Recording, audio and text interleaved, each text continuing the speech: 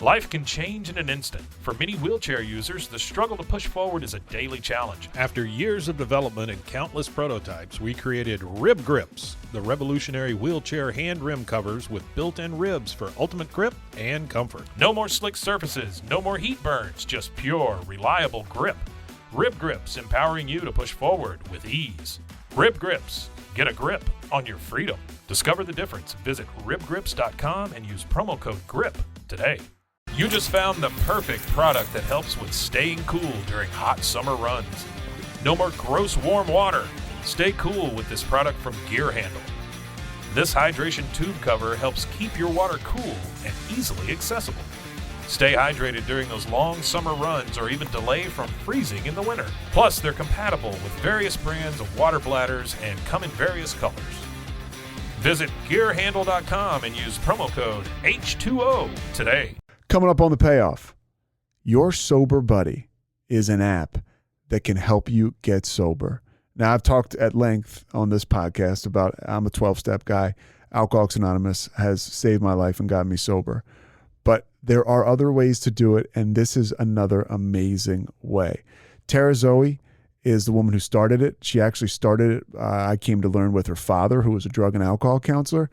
This is a very thoughtful conversation about recovery. I'm very grateful for Tara and her father for bringing this to light. It is an incredible tool that people can use as an entry point or just as a feeler if you want to figure out if you have a problem with addiction, but it's called Your Sober Buddy. That's the app. Of course, there's all kinds of links that we'll put in the show notes. I was super, you can tell I feel good. We just got done. So Tara Zoe coming right up. But first, my main man, Kevin Sousa.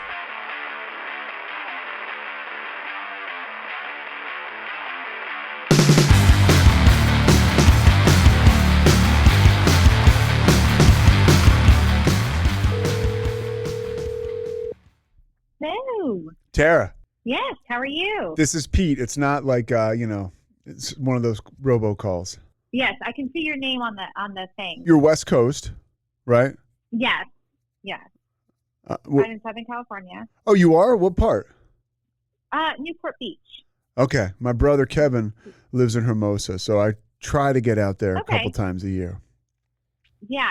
So basically Orange County. Okay. I wasn't sure if you were familiar with this area or not. Did you grow up out there? I grew up in Southern California, yes. Not here, not in this city, but yes, in Southern California. Okay. But like in the Orange County area? No, I grew up in the Inland Empire. I don't know if you're familiar with that. It's southeast of LA. Oh, okay. What's the Inland Empire like? The Inland Empire is it's like a suburbia, kind of people who can't afford to live in LA, so they commute into it. Yeah. Or they don't want to, they want to live like in, more of a neighborhoody feeling, Yeah. But it's also, it's a very big, and when I was growing up, it's like in a valley, so it was really smoggy. Yes, I'm familiar with that, like the valley, the feel, the vibe, yeah. The heat. Yeah, so the heat, it's really hot, really smoggy. You're in between like Mount Baldy, like the mountains, and all around both sides of you, and like you have to go over a mountain range to get to the beach. You have to go, over a mountain range to get to the desert. So it's kind of like you're in the middle there. It's still pretty. I would imagine it's a pretty terrific place to grow up. I'm sure. My perspective has changed since I was, you're thinking, I live here and I want to get out of here, because it's middle to lower class. It's not, it's area, there's some areas there that are, higher end or whatever, but you're always kind of like, I want to get out of this place. Sure.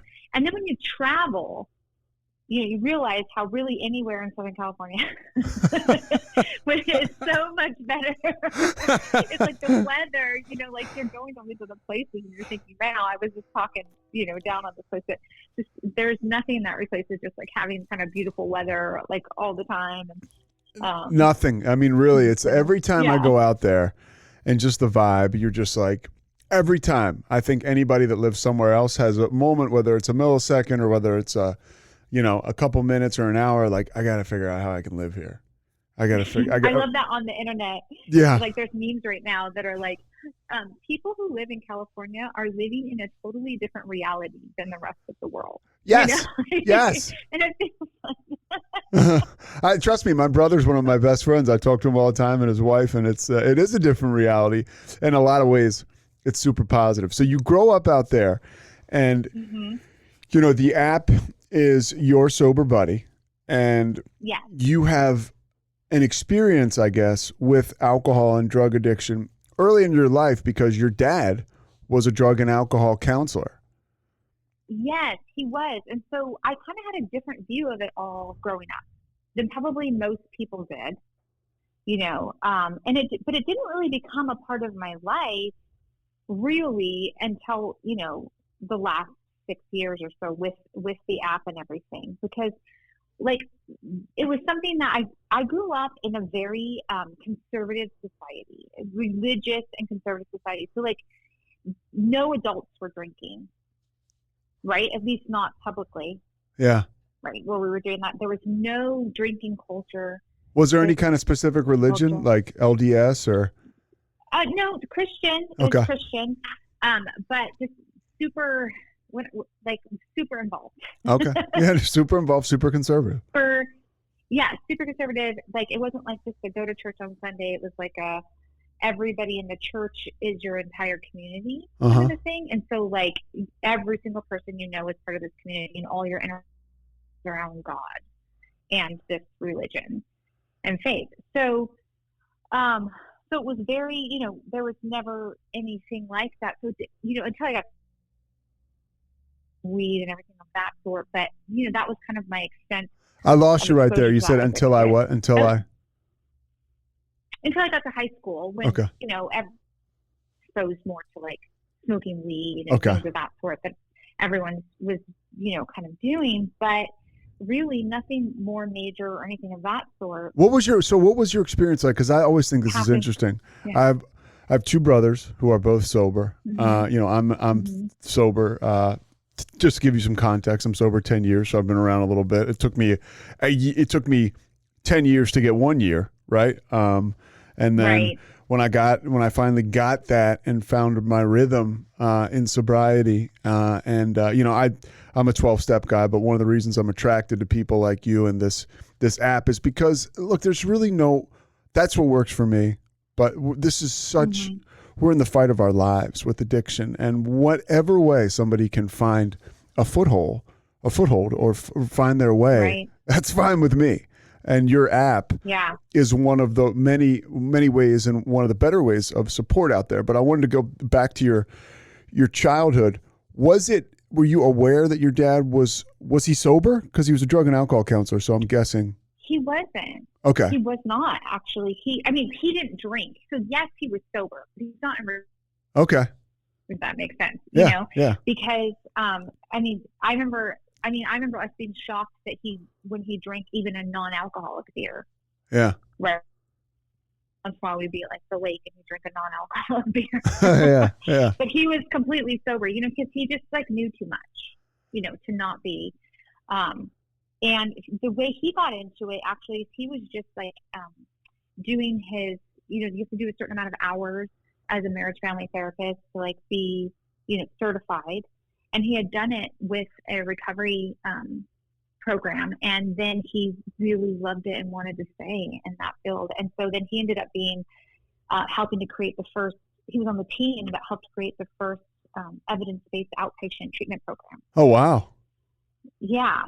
So, and then he was the clinical director, and he had his own patient load. So he really intimately knew it. It wasn't just like a theory. They were, doing it with everybody and thousands of clients.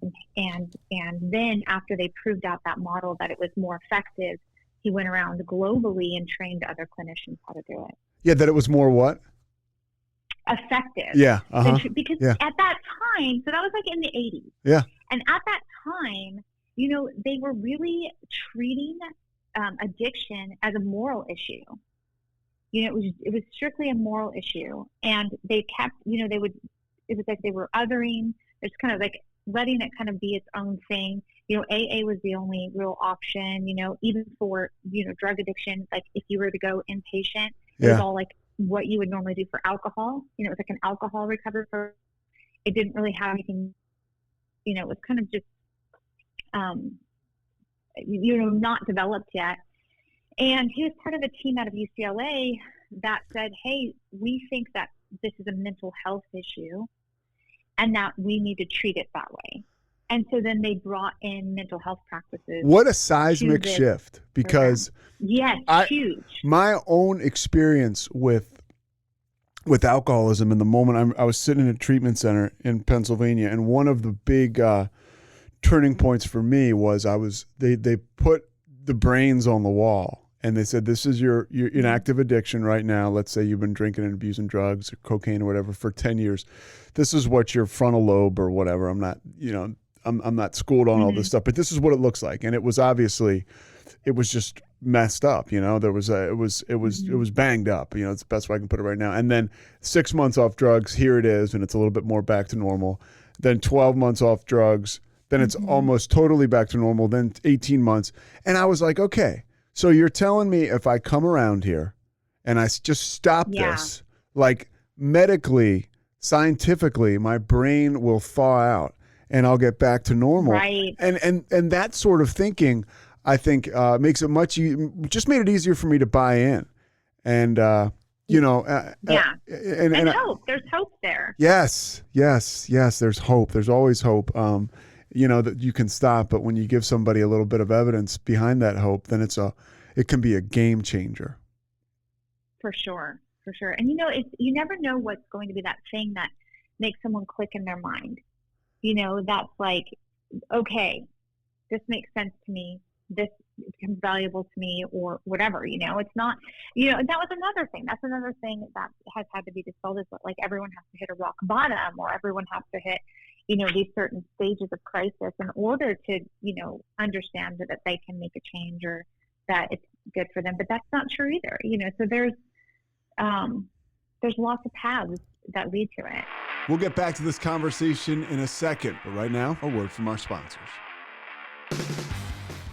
Thank you so much for listening. If you ever want to connect or you have any help you need as far as sobriety is concerned, you can always email us at thepayoff@roguemedianetwork.com, thepayoff@roguemedianetwork.com. Really cool update. I think the second or third episode, we had a woman named Kim Chi. She's a pilot for a commercial airline, and she lost her license because of drinking. I just got a text that she got her license back.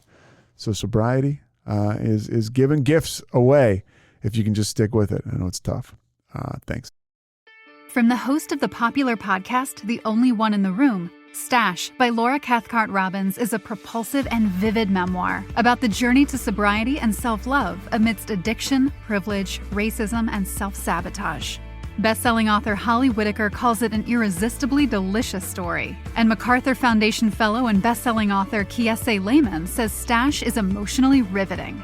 Buy Stash by Laura Cathcart-Robbins now, wherever books are sold. So how about your path? You're in high school, and you're exposed to weed and alcohol, and how does that transition go for you?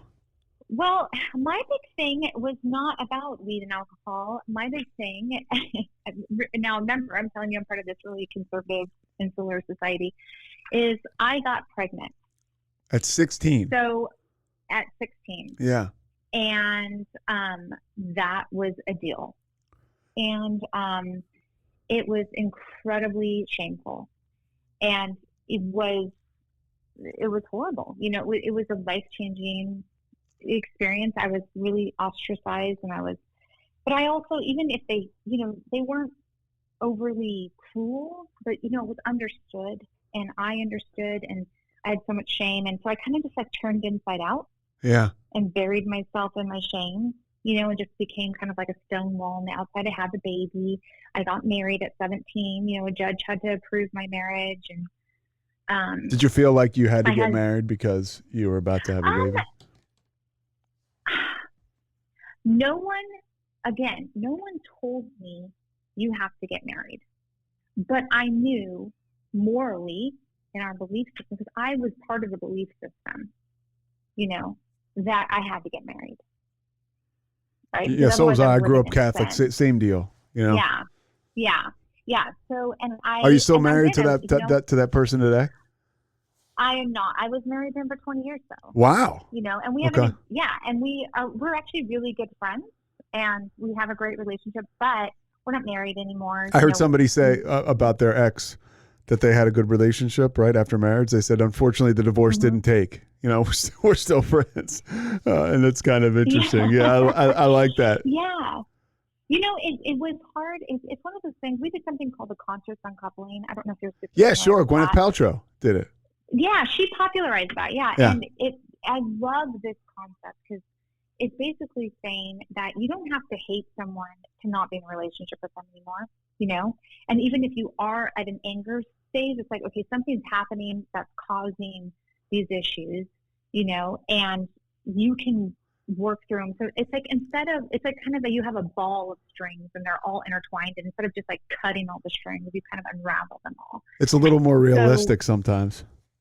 Yeah, because you're really if you don't solve the issues, then just getting divorced doesn't take that out of your life. Yeah. You still have to deal with an angry ex, and you still have to deal with all of your emotions, and we have kids, we have 4 kids.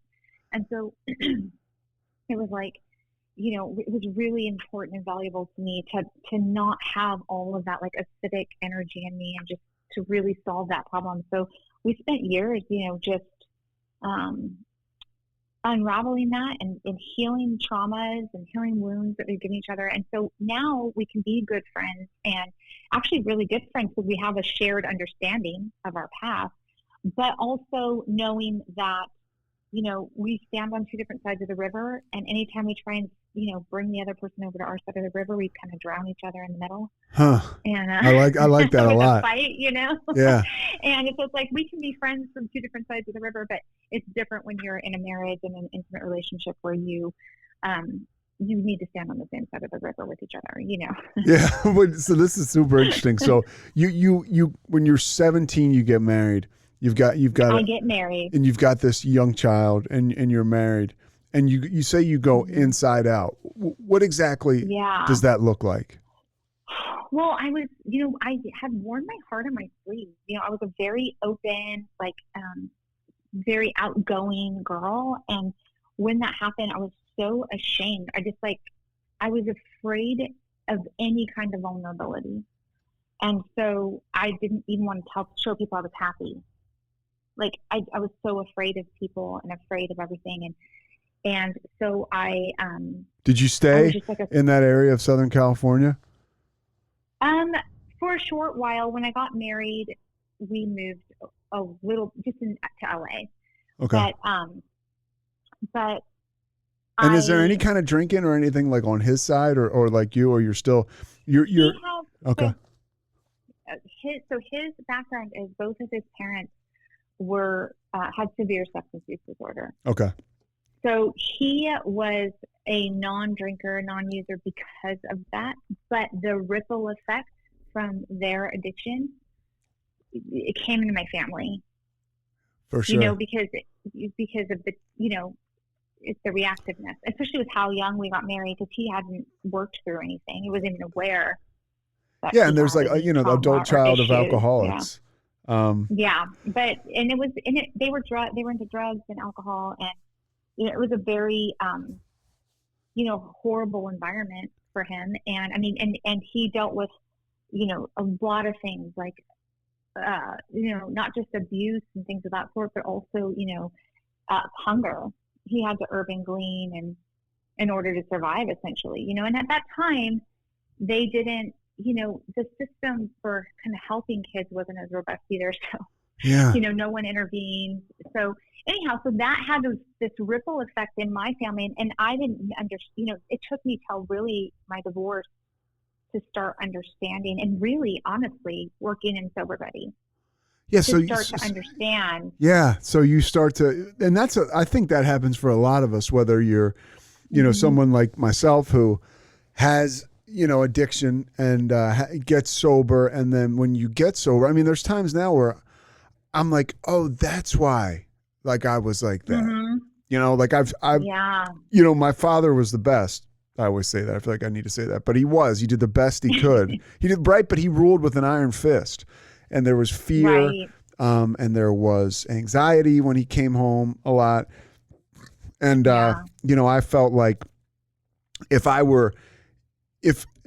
was no talking things out in my house, it was, you get yelled at, you get scared, and then you run off and he's chasing you or whatever. And, so I was always had this fear of like confrontation.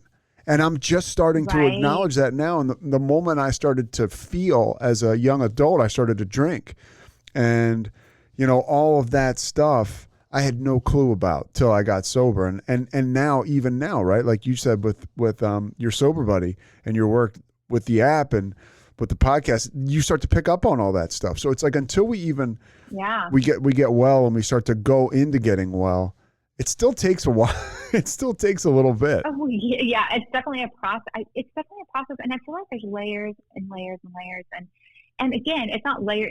We're not waiting until all of the layers are healed to be able to thrive in life. I think I just want to say that for anybody who's listening. Yeah. Hope you can be thriving before all the layers are gone. Yeah. Because you're kind of, healing and growing is a lifelong process. It's okay to not be a finished product. Yes, and that can be a beautiful journey, especially when you start acknowledging it.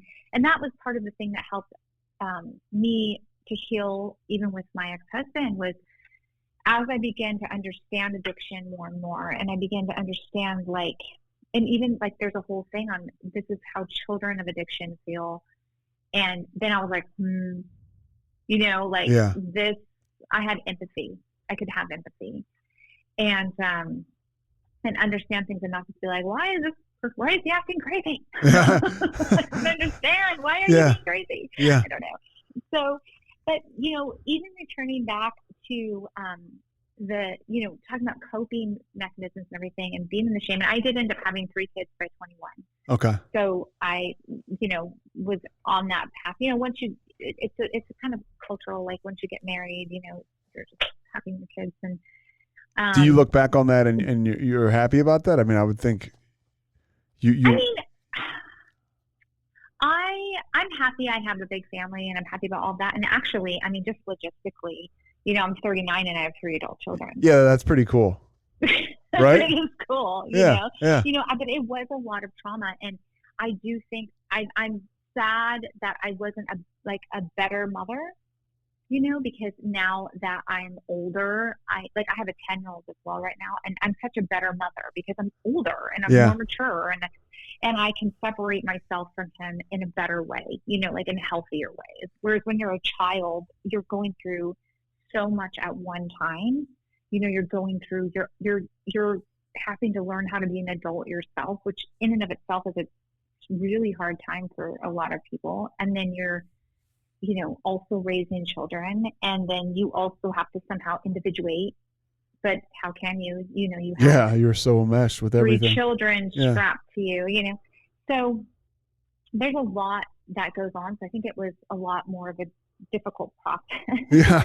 But it also grew and changed me. Like everyone says that, like all of my stuff I've gone through, has made me who I am. Yeah, no, and it's enabled I adore you. my children. And and you move towards this service that you do with this app. Like how did you find your way to starting up an app to give people hope and to help people stay sober for just a couple? I love like you've said with this app, because sometimes in sobriety and you'll just. When I first got sober, I remember I was in my first relationship and I did what I had to do, but I wore people out. I was like, what about this? What about this? What about this? Before, like, all right, dude, and they love me, sometimes with tough love and sometimes, they were nurturing, but either way, I think I certainly wore people out, some people. And your app it's a situation where you can vent, you can express yourself, multiple times, if dozens of times Yes. during a day, and you don't feel you're not wearing people out. I think it's always good to have That's that how I connectivity. felt. Yeah. Yes, I was like, I want, because, I've worn people out, working through my trauma or whatever, especially if you're triggered, like you just are like in a loop or whatever. And that was one of the things I really wanted was I wanted you to be able to tell Buddy 50 times a day that your life sucked. Like that you hated your life or you wanted to die or whatever it was. And he would just 100% of the time have a response for you. And what is the response? Because, like most of the time? Well, it depends. It Okay. depends. So he responds to you based on your mood and your current stage of recovery and your drug of choice. So he kind of takes all three of those things into consideration, and then he has a bank of answers he can choose from. I mean, so how is that all based on? Is that all like where do you develop all this these responses? Right. So what's really cool is if the way that I dug myself, it kind of goes back to my story is I was in this deep shame, and the really cool thing that my family had given me, and I want to give credit to my father mainly for this, is he had created this culture of like growth and change. And he would ask us all the time, what's your growth edge? And we would, and that meant like we had to say like, what are we working on right now in our life? But he didn't mean it in like you have to have a growth edge. He was just like, we're all part of this kind of beautiful a growth what? A growth edge? A growth edge. Okay. Like as if you picture yourself like constantly expanding. Okay. Gotcha.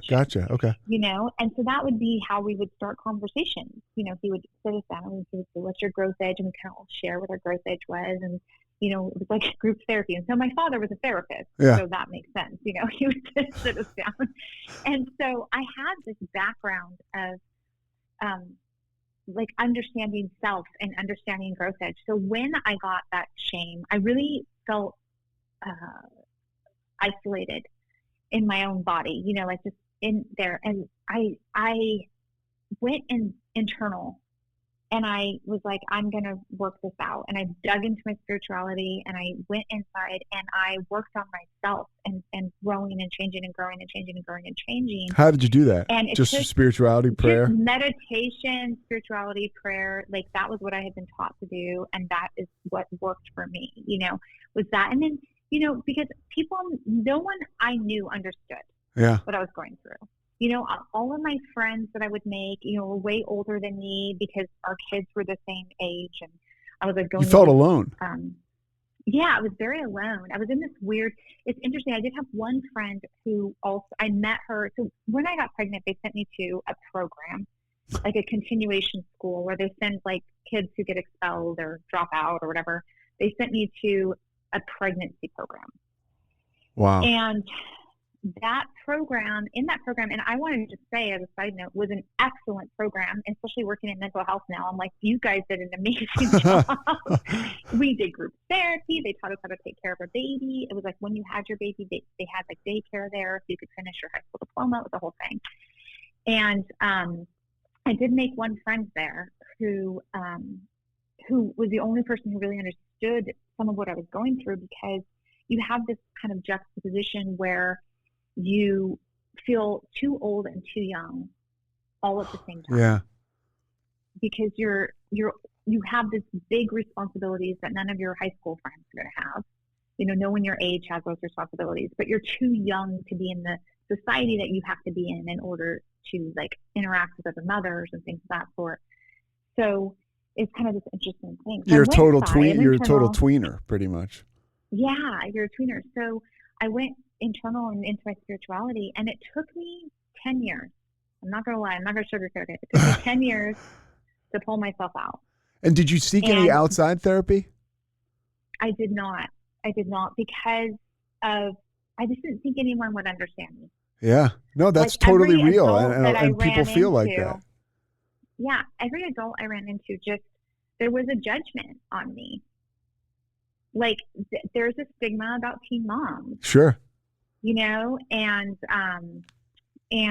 there was just like this idea about me, especially then, now sexuality is so much more open, and there's a lot more freedom there. But it's empowering. That, I mean, it's in certain yeah, ways, right? Yeah, I it's mean, a girl can go out and be like, this is what makes me a strong, powerful woman, rather than dirty.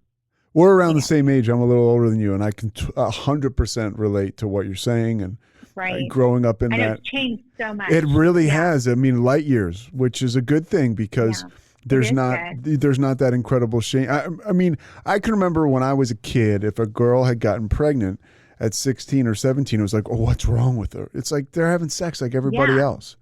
I know. It's just like they just got caught. Yeah. Yeah. But it's amazing the environment that we're brought up in and what we're taught. And it's amazing. Even when I was giving birth, the nurses were incredibly cruel to me. Really? Like, they were very rude and cruel to me, and they were like, and I was in pain, and it's like they would make fun of me. I'm like, this is childbirth. This is literally the most painful thing that anybody goes through, and you're making fun of me like I'm a child, and that's why I'm in pain. It's like, no, and so it was just like it was a very difficult situation, but I did get out of it. And I leaned on my spirituality. I leaned on that, and I just kept, pressing in. And then I had this incredible epiphany, and that released me from all of my shame, 100% of it. And it's a total awakening. What was it? And it had to do with good and evil, and it had to do with like looking at the world differently and seeing that, looking at it in a lens of intimacy and disconnection rather than good and evil. So saying, my goal is not to be good. Like, I want to be good so that I can be loved, right? So I can be worthy of love. Yeah. That's why I want to be good, right? Mm-hmm. Yeah, but I can relate. That's relative. That's not absolute. So, but what I'm really looking for is intimacy or connection with people, and not separation from people. And the shame is separating me from people, right? So it helped me to really see. And then I just went through layers and layers. I was able to see myself and my, I was able to separate myself from the culture I had been brought up in, to say, was this wrong, what you did? Like, was it like evil? Yeah, it's crazy, but it's crazy to say that, but it's true. Like, that's kind of where your feelings go, and that's what the picture looks like in that environment. It was like I was the center. I had people calling me crying. People that I knew, they were crying because of my sin. Yeah. So it was like, oh my God, the devil has taken her. And so I really had to separate myself from that, because I believed that. And so to get to the point where I go, no. I was a teenager with hormones. Yeah. I went through puberty at 10. By the time you're 16, it's like that. You're like ready. Yeah. You're pretty ready. And so I was like, okay. So and then I was able to see myself and be like, that's ridiculous that I thought that, and release myself. How refreshing, right? Yeah. And I felt in my spirituality that I was connecting with God while feeling that. So that was the justification that I needed.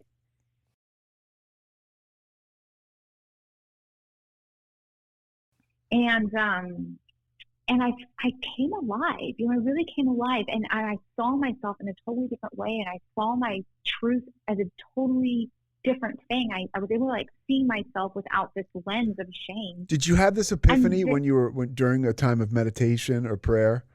Yes. So I would deeply meditate. I would meditate for hours. Hours? Hours. Wow. And I didn't know it was meditation. I didn't know that's what it was called. Right? And it was just, I was so desperate to find an answer. Meditation is pretty much like starting and stopping. I mean, like in my, I've read that and I feel that, for me, it's focusing on my breath, just starting to meditate and try to, breathe in God's love and breathe out all my negativity. And that's it, and for me, just the other day, I was laying down and trying to take a nap. I was exhausted, and I was thinking all this terrible stuff about myself, judging myself and you know, and I was like, why do I feel like this? And I was like, because I'm a selfed up alcoholic who's only thinking about themselves right now. And the moment I accepted that, it's like, oh, that's okay. I know what's wrong. I know what's wrong with me. And I know that I'm not, it's not my actions. These are my thoughts. And I felt this huge release. And it happened during, you know, while I was meditating. And it just takes out the outside noise. And for me, it was like a spirituality thing. You know, too, I was just, in my mind, I'm just talking to God. Yes. You know, and I'm listening, you know, I'm talking and listening to God. And so I would just do that for hours, you know, when my kids were asleep or whatever it was. And just, I would write it all out and just continue to move forward on this journey. And so, and you had this epiphany. And I had this epiphany. And it moves you. It was a true paradigm shift. It completely changed my life. So when I had that epiphany, I looked around and said, oh no, like now everything has to change. Because now I know. Yeah. Right? Everything I had built for the last 10 years had been like shame reactions, you know, trying to be the best mother in the whole entire world, like going kind of crazy with that. You know, doing all of these different things. And I knew that wasn't my truth. That's not who I really was. Creating this perfect life on the outside. Yeah. But I had created this kind of like identity for myself just to keep me safe, you know, and I knew that wasn't who I was. So I spent the next 10 years basically blowing up my life and rebuilding it. Wow. And I went from being a stay-at-home homeschooling mother who grew everything in her garden, and like I ground the wheat to make my own bread. I had a cow share. It was serious. I was over the deep end. It was serious. Yeah. Like, I'm gonna go work in sales, and then I ended up getting into technology and like building apps, and so, but in that process, I had developed a bunch of skills. And so people started to come to me because I was able to help them through things. Because they saw you, you become that person who's attractive. Well, it was just when they would talk to we're going through. Yeah. You know, I would understand because I've been there. I had to go through so much, and I have had to deal with so many relationship dynamics. At one point I had to divorce my entire family. You know, my siblings, my parents, I had to say, I'm sorry, guys. Like I literally. And why was that? Because of the way that the lens that they looked at you through, because of. Yes. You're quote unquote like stuck in this image that they have. Well, not just that. I was in an image, and there was different power dynamics in the family, but there were also, it was, my thinking had changed, and it had gone away from the religion thinking that they had. And so even though I was still very spiritual and connected, I no longer identified with what they were saying. And they were very afraid of that. And I understand why. It was very scary to them. And so, you know, again, drowning each other in the river, right? They wanted trying to drag them over to your side, or they're trying to drag you over. We're both trying to connect. We're both trying to be with each other. But when we were, you know, we're all drowning each other in the river. And so I ended up saying, guys, I love you dearly, but I have to take time away from you. I have to separate myself because I can't overcome this. You know, I'm not a strong enough swimmer to like stay afloat while you guys are trying to drown me in the river, right? Yeah. So I separated myself from it. I was very hurtful to everybody. But it actually ended up helping everybody though in the end. And well, they've got to kind of look at themselves. I mean, it's because again, they feel if you're operating from a space, this is my experience, of true like comfort within yourself and operating from your truth, you really can't be wrong. And people understand, and that speaks to people. And it, you know, it's interesting. Truth is not always comfortable. A lot of times it brings pain, but it always sets you free. Yeah. And that I have seen again and again. And it's hard though. It's scary. It is. And me being truthful has brought abuse on me, you know, and I've paid for my truth. But that's a great way to put it. Like, I know it's hard stuff to talk about, but you tell somebody something that they don't want to hear, and it's your truth.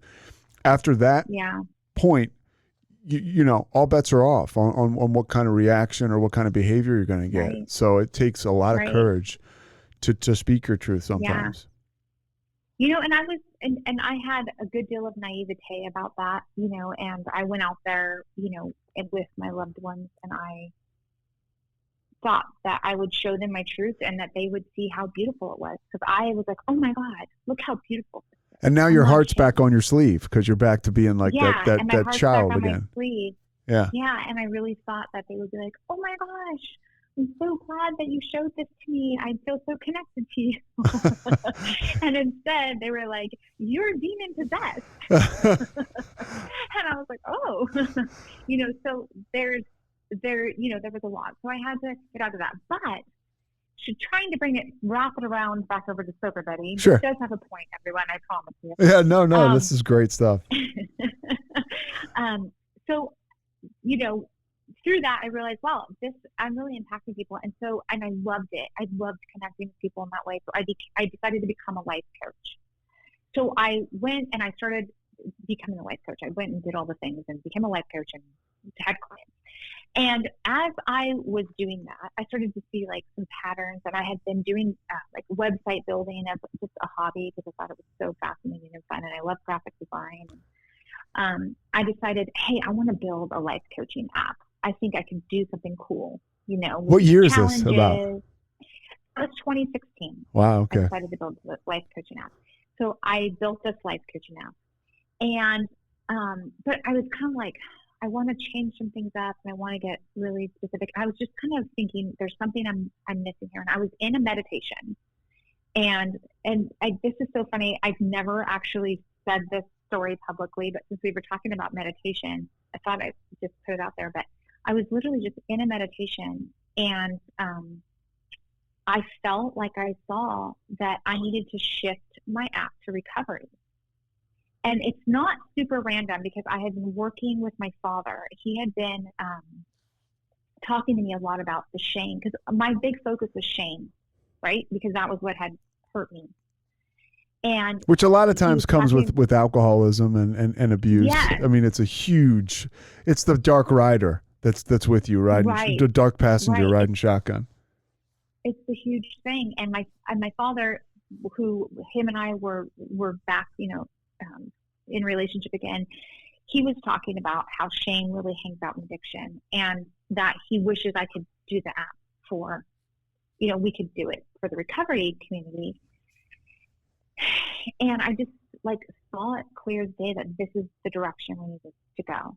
We needed to do full force into recovery, and not spread it wide, just focus on that. And then once we had that down, we could go into other things. And of course it took over, and we started to talk about how we could use this model for recovery. And in talking to my dad, we also talked about the fact that long-term success in recovery, really, you need to have this, you need to learn how to build, not just get rid of the substance, but how to build a replacement life, replace your old life, how to build a new life in this really healthy way. And in my experience, we use AA. Yeah. But not everybody does, and it's not a cure-all.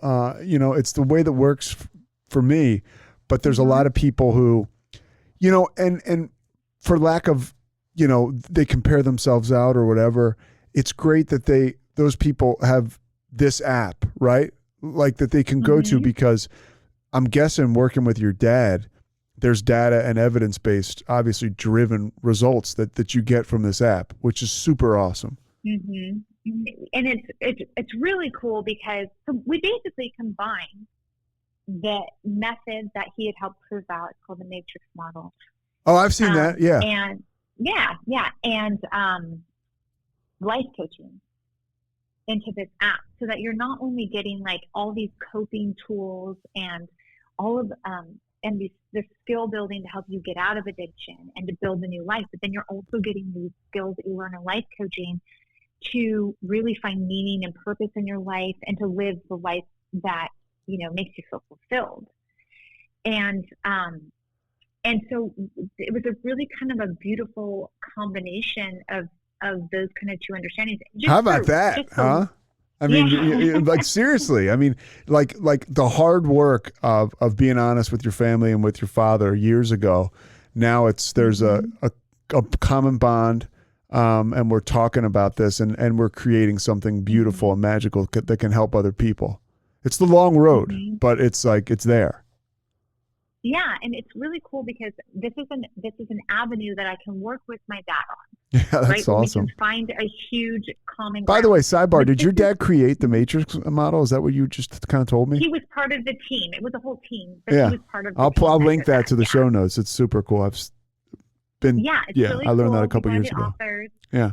Yeah. So that's a really neat thing that he was able to be a part of. So he's always kind of been on the forefront of like expanding access to care, because that was about expanding access to outpatient.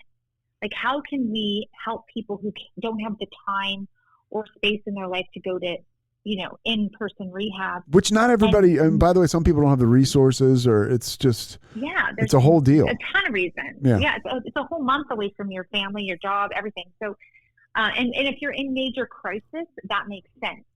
Right. But like if you were a working professional, and they created it originally for methamphetamine addiction, it was like, and coke addiction, there was a lot of that happening in the 80s, and at that time that was like, there was an epidemic going on then. Yeah.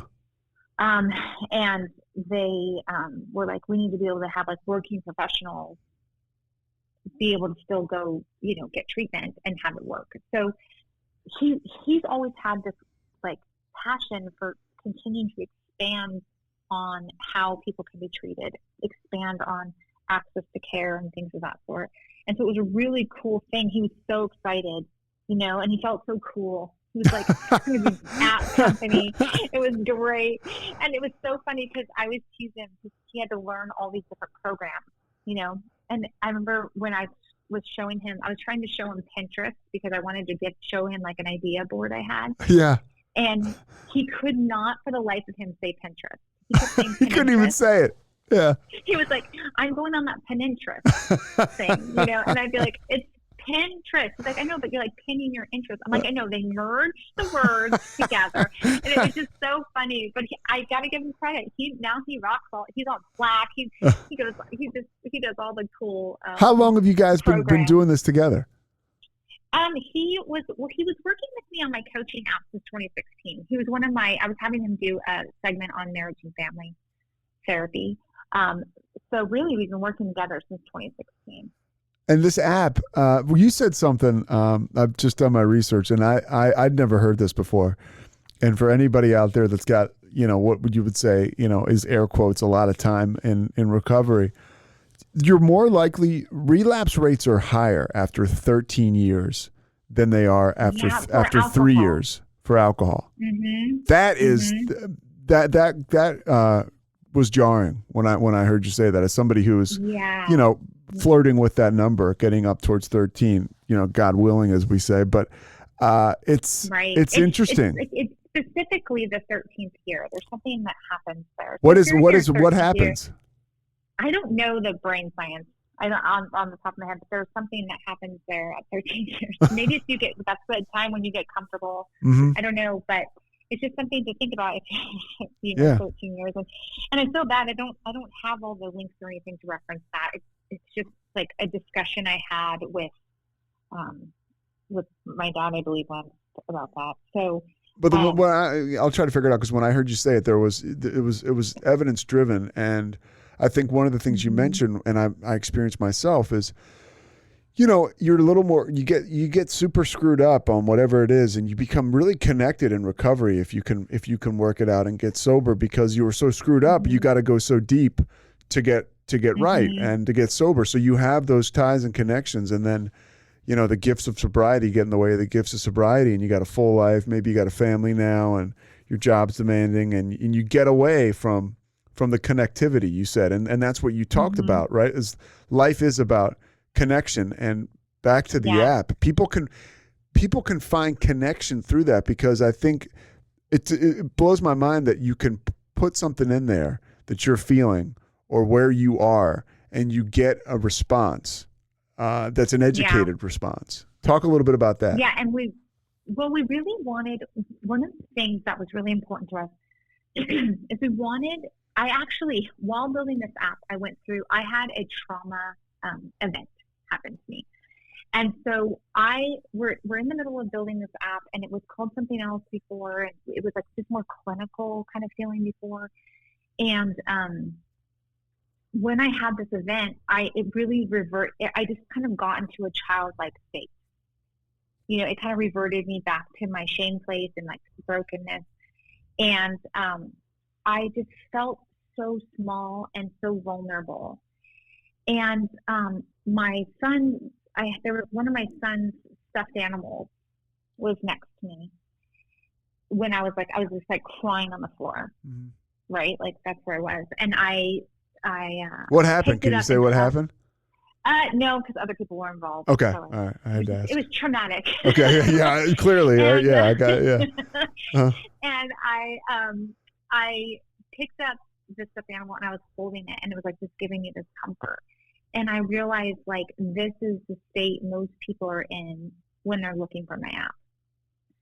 And it's like you're feeling kind of hopeless, you're feeling defeated, you're feeling really vulnerable.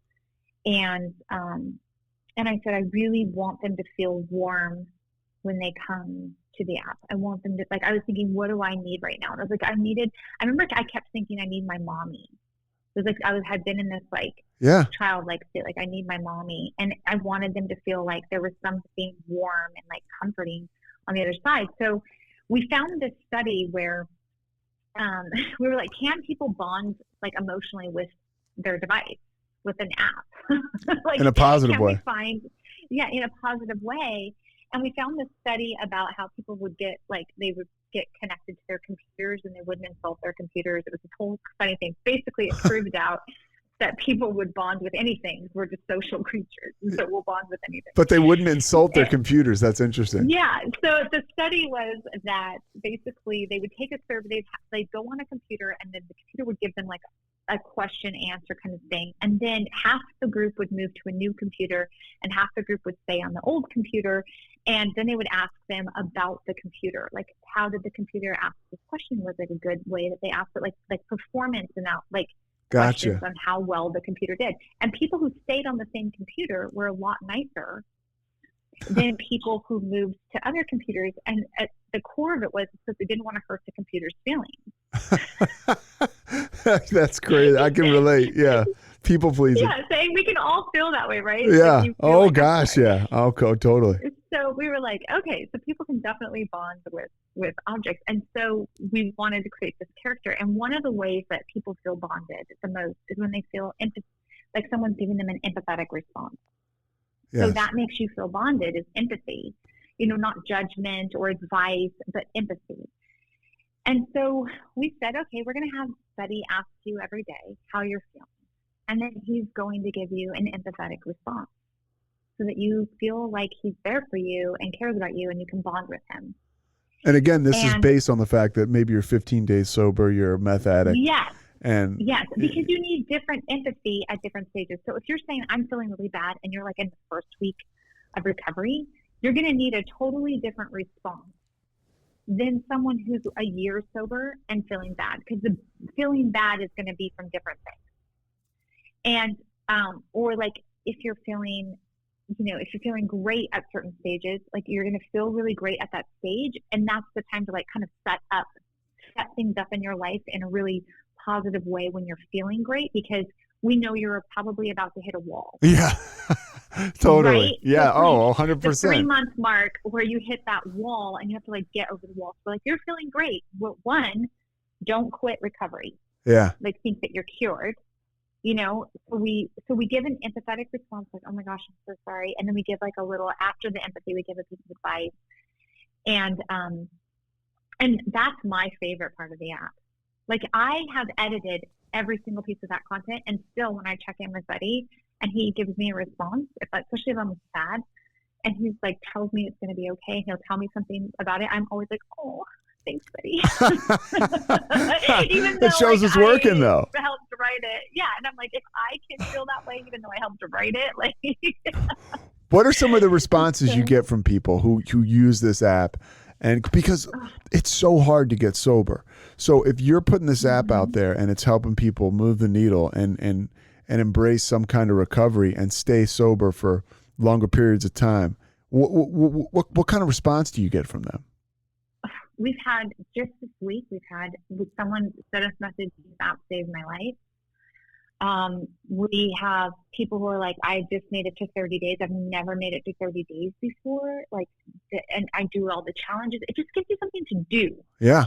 Right? You can do something every day. And then think of all the time, I know for myself, I spent drinking, doing drugs. There's a lot, once you stop that, there's a lot of free time or just time and space to fill, even if you're busy. Yes.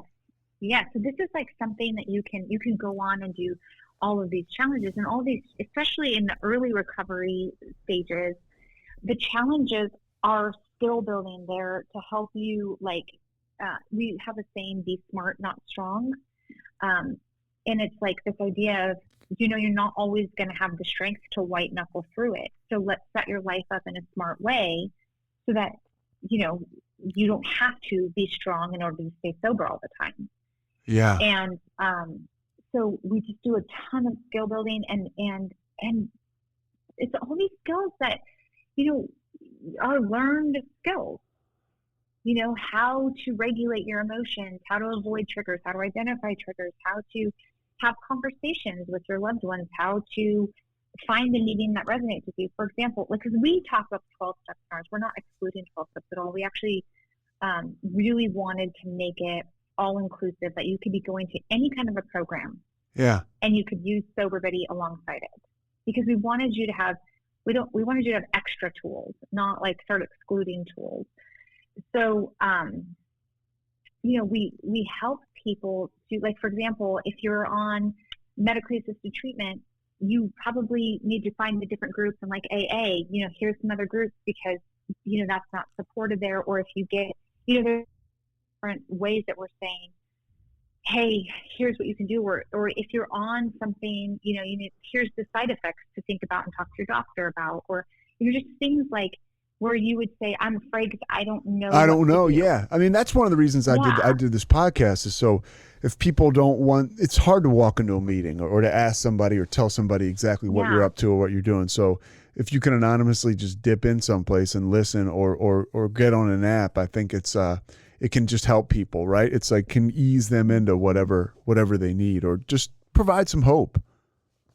Yeah, it's an entry point, if anything. You can get completely sober using the app, but I think it also, it helps you to not be so afraid, because it doesn't take as much emotional risk to go on an app privately. They always talk about the phone is 5,000 pounds when you're calling for help. Oh, yeah. know? And it's like this app is like, okay, like no one has to know I'm doing it. But then as you do it, then you're getting more and more comfortable with the idea. Like you don't even have to be sober to be doing it. You could just be watching the kinds of challenges that you could do. Well, give me an example of a challenge. Well, for example, and we're in the very beginning, if you don't know if you want to get sober yet or not, we do a very simple challenge, which is the pros and cons list. Make a pros and cons list. What are the pros of using? What are the cons of using?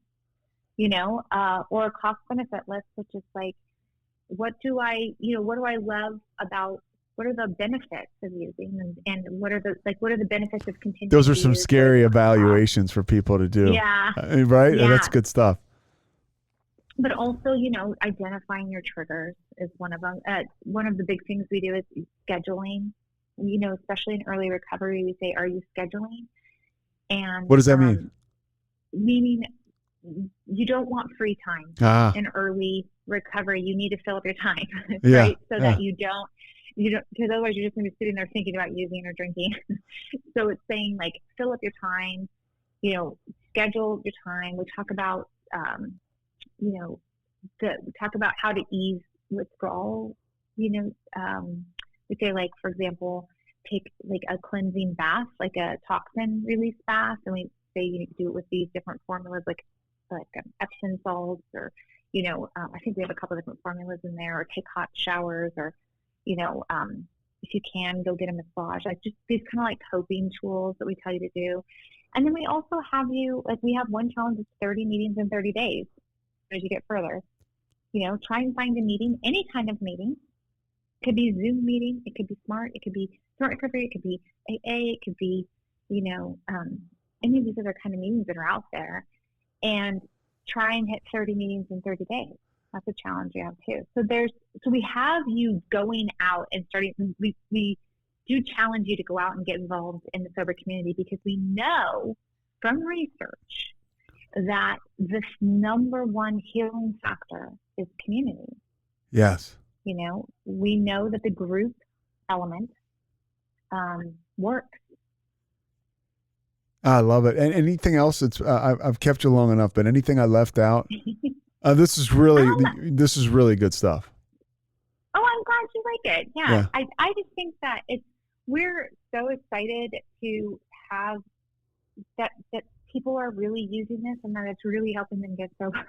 Yeah, I'm excited too. It was a theory we were trying so hard for, we think this is going to work, but who knows? We haven't ever seen it done like this, and it is working. And so I just want to say to anybody, you don't, this was a big thing we talked about, is you don't have to be sober to use it. So if you're like, I don't know, or I'm so terrified to get sober, because that's the biggest thing, I'm so scared to get sober, I'm afraid of what it's going to do, you can be an observer. Be an observer and just dip your toe in it. That's what I say. Yeah, 100%. Just dip your toe in. Yeah. Yeah, and then see if it's okay. And if it scares you can back up a little bit and go back in, But this is a really safe way to do that, and just kind of see, that it can be life-changing, that your life can be better than it's ever been before, and it's just one little moment at a time. Tara, I thank you so much. You filled my cup up today, and I appreciate what you're doing for people. It means a lot, because it's like I said earlier, it's the Wild West out there with alcohol and drugs, and any way people can find a way is just super special. So I appreciate your work and what you're doing. Well, I appreciate you having me on. Thanks so much for listening to The Payoff with Pete. Once again, I'm Pete Souza. And of course, we are part of the Rogue Media Network. All kinds of good podcasts you can find at roguemedianetwork.com. And of course, you can find this podcast and all those other ones wherever you get your podcasts, iTunes, Spotify, other spots like that.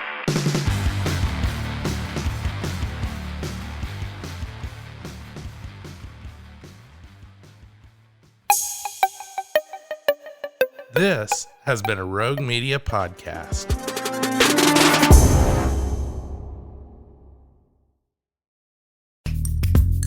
Are you a podcaster? Let's talk podcast hosting. Are you tired of your current podcast host? Need real support in a community that gets it? At Rogue Media Network, we offer top-tier podcast hosting services to help you thrive. From hosting and distribution to dedicated support, we've got you covered. Starting as low as $25 a month. Join our community of passionate podcasters today. Contact us at hello@roguemedianetwork.com.